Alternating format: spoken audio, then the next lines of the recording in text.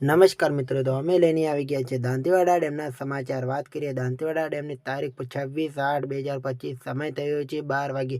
તો વાત કરીએ દાંતીવાડા ડેમમાં આવકમાં, તો આવકમાં જોવા મળે છે ઘટાડો. આવકની 16,000 ક્યુસેક પાણીની આવક ચાલુ હતી. ઘટીને જો વાત કરીએ તો 3,590 ક્યુસેક પાણીની આવક ચાલુ છે મિત્રો.